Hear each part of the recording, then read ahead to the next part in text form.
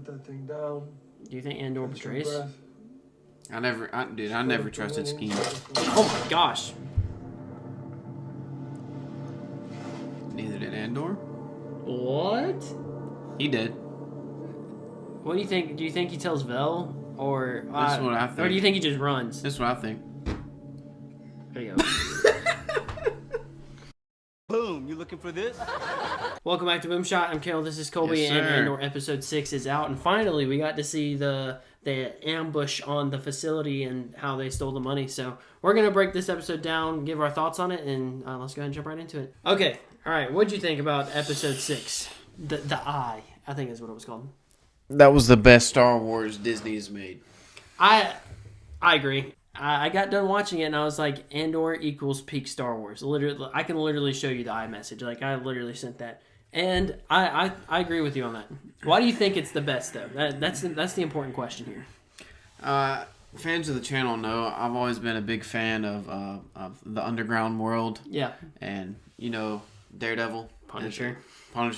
Yeah. And I think this kind of channels that energy, the grassroots movement, like we were talking about before in our previous episodes. Yeah. And I think this is the execution, and they did it perfectly with all the build-up. I think they executed perfectly. So, moving forward, I'm trying to think. I'll say this. I think it is, because we've said before, Clone Wars is peak content. Yes. Period. Mm-hmm. Not even just Star Wars. I think Wars. it's just peak, yeah. But, peak. And you might say Season 7, Disney made that, but personally, I don't classify that as Disney because that was made, technically made a long time ago, just wasn't produced fully and released. Because Disney blocked it. But yeah, but so I think this, if you don't count that, I think this episode and really this like 3-episode arc, I would say, has been my favorite. And really, we got this. What I love about it is like there was a little bit of grief involved. Same. It wasn't an easy road, and you lost basically everybody but one person. Yeah, honestly, and actually I was going to mention that too. I just, for some reason, forgotten about it. But that's actually what I liked about it, because at first it looked like the mission was going to be successful, no stakes. I mean, like, the stakes were obviously high, but you didn't think anybody was going to die. But then that one dude who he, like, intercepted their comms or whatever, goes down, kills Lieutenant Gorn, kills Tamarin, kills, and then Skeen ends up dying, obviously, because, Andor killed him. And then, what's the guy's name? I don't know. The guy that I said was gonna die. The nerd. I love that man. Dude. Yeah, no, I liked. He was cool. Tamarin, and also yeah, dude. I almost shed a tear when Gorn died. Yeah, same. I like Gorn too. I see. That's what I was saying. I was sad that they died, because I'm like, dang, I kind of wanted to see their story, but also at the same time, I'm like, this kind of needed to happen for you to understand that there's stakes in this show, and so it makes you more invested in the characters. What I loved about it is it felt like this is the first time Disney has really delved into this field, or this area, this gritty genre. But what really made me feel that way is when he died. Yeah. Skeen? No, we're forgetting his name. The young kid. Nerd dude? I don't know what his name is. It was when he died, because I was sad when the first two people died. And also, what happened with the girl? Vel? Cinta? I guess she's just gonna stay undercover for now until like she can get out. I hope they can get her back, dude. She's a beast. Yeah, she was a beast.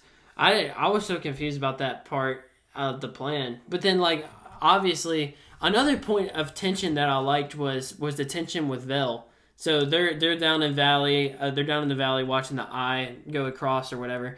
And they're basically, like, waiting on Vel. And Vel looks like she's about to drop out of the thing. And I was like, dang, is she actually about to, like, bail on him? Despite being, like, this quote-unquote powerful leader. I actually thought that was really good, because that did have me on the edge of my seat for a second. I was like, dang, I wonder, like, what happens if she drops out?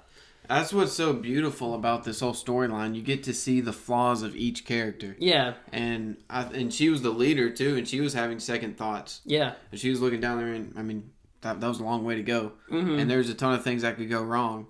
And then we get Gorn goes down first, doesn't he? He gets shot immediately, pretty much. He gets shot down first because he's like, Corporal, drop your weapon or whatever. And what makes that sad is we get his backstory that the Donnie, he was married or dating somebody from the Donnie. Yeah. They butchered her. And I don't know if he had a family with her or not. I don't know if it was ever stated, but he definitely either way, I married mean, that's somebody. just a horrible thing. And he had to continue working for the Empire, who did these things to his wife or girlfriend. Yeah. for however many years. And then he finally gets what he wanted. The plan is executed, and he dies. Yeah. Right before he gets on the ship. I know, dude. And then I think about Tamarian, too. Like, he was basically the leader of the group, and he was also one of the first to go down. And he was a former stormtrooper. Yeah, he wanted this just as much as anybody. Yeah, and it's sad, but it makes you think, like, they were willing to sacrifice their life, and then it makes you mad that somebody like Skeen, who was just going to take the money and run, or survived. But then it makes you kind of glad because you're like, Andor gave him what he deserved. Yeah, and he wasn't going to split it 4-4. Yeah. He was going to go to that little secret place and try and kill Cassian and take the $8 million. Oh, yeah. Yeah, I think I wasn't even 8, it was $80 million. Oh, 80, yeah. Yeah, exactly, which is crazy to think about how much money they stole. But see, that's what I love, dude. It was just like an old-fashioned heist. And like infiltration and heist, like I felt like I was watching like Batman or something, but in Star Wars, like exactly. It was or like a Navy SEAL Star Wars version. You know, you're just get in there, infiltrate, get out. And that was it. And it just was so emotional because I feel like a lot of times when stuff like this happens, nothing goes wrong, and pretty much everything went wrong except for they got the money, but there's only 2 of them left. Yeah. And Cassian, at the end of this episode, we don't even know if he. I mean, obviously we know at some point he is. Yeah, but the state of what he's going to do with the rebellion is in flux. And the good thing is, we got 6 episodes to figure out his arc. Obviously he ends up with the rebellion, but I kind of want to see. I guess we can transition into that now. Do you want to see him in the rebellion next episode, or do you kind of want him to go do his own thing and then kind of backtrack to the rebellion, maybe like the last 3 episodes?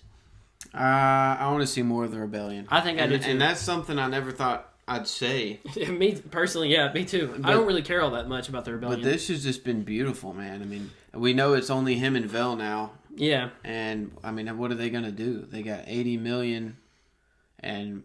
I mean, we just kind of left us almost in a hopeless spot. And and that's another big question: is where are they supposed to take it? Because the location was undisclosed.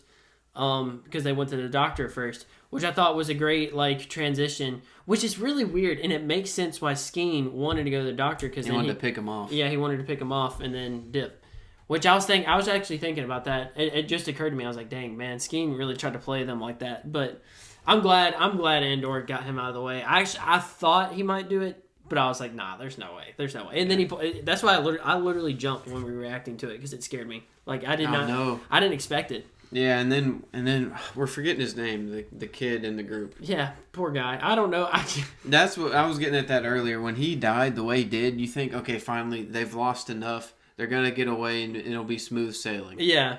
And then no, I mean it just shows you that anything could go wrong. And the way he died, it was just so brutal. And I think so you can either go there's no plot twist, one kind of predictable plot twist, or there's way too many plot twists.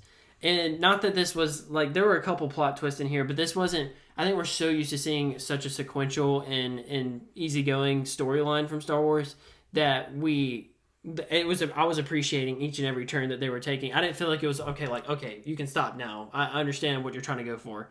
But they kept on giving us the plot twist, and I was like, bro, I was like, okay, let's keep on going. Yeah, man, this episode was just beautiful, man. I mean, it had me on the edge of my seat the whole time. Like, are they going to get the money? Who's all going to live? Who's going to die? Is Skeen going to betray? Yeah. Didn't have the chance. Is Vel gonna go through with the plan? Dude, you know what I originally thought? That he was going to go in there and Vel was in on it with Skeen somehow. Dude. I don't know why. I thought Vel was going to... The money was going to get there. It's like the ring. Yeah, like, it gets her. Precious. Dude. I thought Cassian was going to have to kill her. Yeah. And he would be the only one left with $80 million. Dude. I didn't even want it to begin with. Yeah, really. So do you think he takes it back to Luthen, though? Or do you think he tries to run and Luthen tracks him down and gives him another chance? It's hard to say. I mean, I feel like the last 6 episodes, they're not going to be too much involved, sadly. Really? I think we're going to go back. I think they're going to play out Bix and his sister somewhat. See, and I think it's going to be 3-3-3-3. I think he's going to do that for the next 3 and then come to his senses and then go back with the last 3, hopefully setting up season 2 being with these people. Yeah, I'm honestly, I don't think I'm on that train for real. Because we've seen clips that we haven't seen. Like, there's clips at Coruscant, Death Troopers, Clone Troopers. So, obviously, there's going to be an all-out manhunt for somebody. And I'm thinking they're gonna try with the blonde haired lady. I can't remember her name. She's looking like she's gonna try and squish the rebellion before it starts. Well, everybody's on it now with this. Exactly. That he said that dude got everybody together. So I almost think that he's gonna have an encounter. He may run with the money, have an encounter with the rebellion or with the Empire where he barely escapes, and then he's gonna be like, I have no choice but to join the rebellion now. Like the Empire's gonna screw my life up. So yeah, I think he's definitely gonna be on the run, and I think that's where he's gonna go back. Because I don't know why they would set up that stuff in the first 3 episodes and not play it out. Yeah, that's I think true. maybe 2 episodes he'll be on the run, and it'll be kind of like in Mando. He goes and meets some people that brings back in the original storyline that we first saw, and then he'll end up back in the rebellion, and we'll see the rest of the trailer material. But if it was me, I wish that he would stay in this lane the whole rest of the way. Same, I do too. And they kind of give, maybe there's like an encounter with his sister. Like they end up going to the planet that he was on. I forgot what it was called, but basically they end up going back to that planet, and he finds his sister again. Like, and so that way we're able to close the plot lines, because there was a mining facility there that ended up being like a big plot point in the first 3 episodes. But all that being said, either way, this is definitely peak Star Wars. I don't think it's even a debate. Honestly, it's tied with Mando for me, if not better, in my opinion. Yeah, I think it's hard to say, dude. I mean, Mando's just completely different from this. Oh, 100%. And it's still, and each of them, and that's kind of what I like, is they're exploring the different sides of Star Wars. And I think Mando's, like the solo Western, I like that. And then I also like the grassroots rebellion. I like that as well. Ragtag bunch. Yeah, so I think maybe like 1A, 1B. To me, they're both just so good that it may be hard to rank. But then there's like Clone Wars. I hope we get a season 2 of this, man. I hope they set up a season 2. I don't know if they will. I mean, I know a lot of people haven't liked this show so far. I hope they. I think we put a poll out there. I don't know if you saw that. I put a poll up. Yeah. And it was like 91% said it was great, and then 9% said it was okay. Yeah. So I think people are coming around to this show. So yeah, hopefully. I think it just took a while. It did start out very slow. It was slow. But I appreciated that, and I think so did you. But that sums up our thoughts on the show. Let us know what you guys think. Were you a fan of this episode, this arc as a whole? And thank you guys for watching. We'll see you in the next one.